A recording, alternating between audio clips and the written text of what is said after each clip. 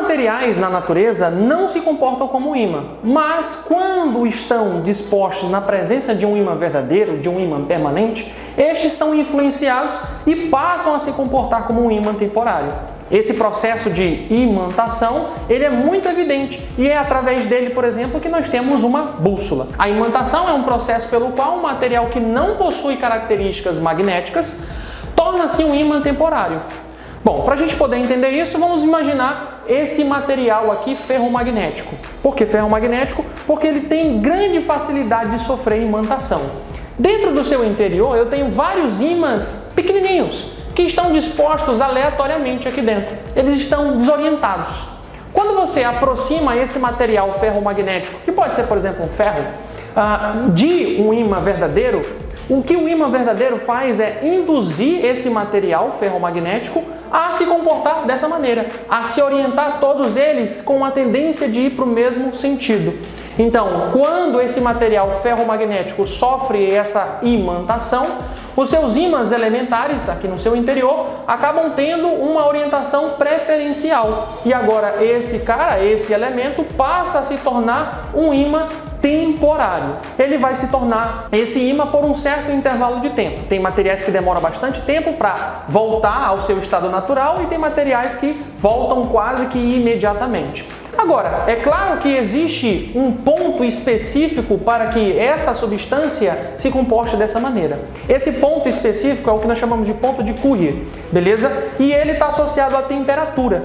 Existem materiais como, por exemplo, o ferro, que a partir de 770 graus Celsius ele já não sofre mais esse processo de imantação.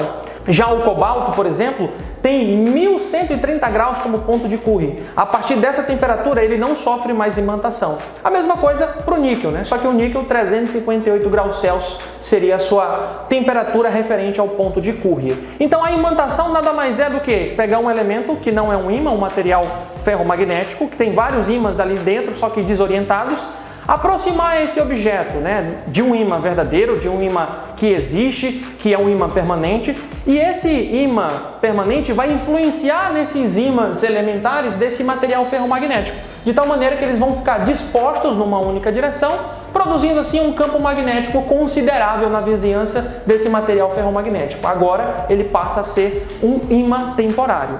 E no caso da bússola, ela é empregada, por exemplo, como um instrumento ali de localização terrestre, né? E o que é bem interessante é que você note é que a Terra, o planeta Terra, ele é um ímã gigantesco. A Terra tem um campo magnético na sua vizinhança. E esse campo magnético, por exemplo, é o que nos protege das tempestades solares. Quando essas tempestades que o Sol joga, acaba chegando ao nosso planeta, elas são direcionadas para as regiões polares, que é exatamente onde estão os polos magnéticos da Terra. E lá acontece aquele fenômeno bem interessante que é a aurora boreal, o céu fica esverdeado, às vezes fica também com a cor avermelhada, dependendo das condições climáticas daquela região.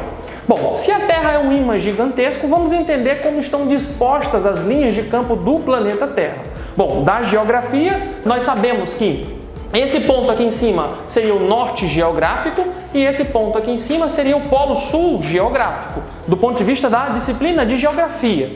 Agora, se eu colocar uma bússola aqui, essa bússola ela vai ter quase a direção, a orientação da região norte-sul da Terra. Isso geográfico. Então essa bússola ela vai ter uma orientação quase que em cima dessa região norte-sul. Essa parte azul da bússola é o norte magnético da bússola e a parte vermelha o sul magnético da bússola. Por convenção, nós chamamos a parte azul aqui de polo norte magnético porque é exatamente para onde aponta a bússola. Significa dizer que o campo magnético terrestre nesse ponto aponta para cima. Mas espera ainda, vamos pensar mais simples até. Se essa parte na bússola é o polo norte dela e ela está sendo atraída por essa região na Terra corresponde a que polo? Magnético. Se esse cara é atraído por esse cara, então esses dois polos têm nomes contrários. Se isso aqui é o polo norte magnético, então aqui é o polo sul magnético. Então nós dizemos que essa região aqui de cima, no desenho, seria o sul magnético terrestre. Logo, a parte de baixo, que é a parte vermelha da bússola, que corresponde ao sul magnético, é atraída por essa região. Beleza? Se ela é traída, significa dizer que essa região tem um nome oposto ao que está na bússola. Se na bússola eu tenho o sul magnético, então aqui eu tenho com certeza o nosso norte magnético.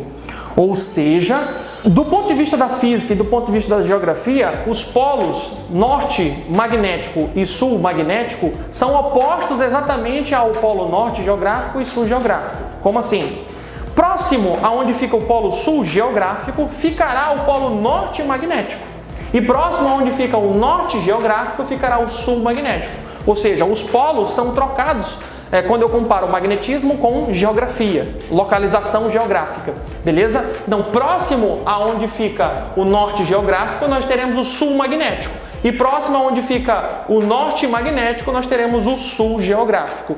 Esses pontos aqui, norte magnético e sul magnético, eles não são fixos. Eles ficam mudando ao longo dos anos, né? Ao longo de milhares e milhares de anos, esses pontos aqui eles vão sofrendo alterações. Mas esses pontos são quase que em cima um do outro. Então a bússola foi um instrumento muito utilizado, muito difundido, principalmente na navegação, porque ela sempre apontava para uma região fixa. Imagina você estar com uma agulha apontando para cá.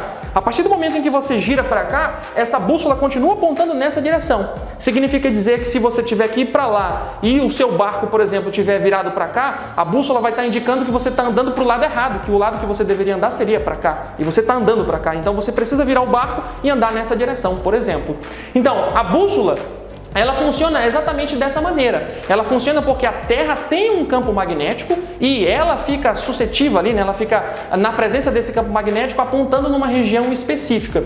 Se um astronauta, por exemplo, pega uma bússola terrestre e leva lá para a Lua, essa bússola não vai funcionar, porque a Lua ela não tem um campo magnético. Ela não é um ímã gigante, entende? Já a Terra sim. Então a bússola é um instrumento terrestre de localização.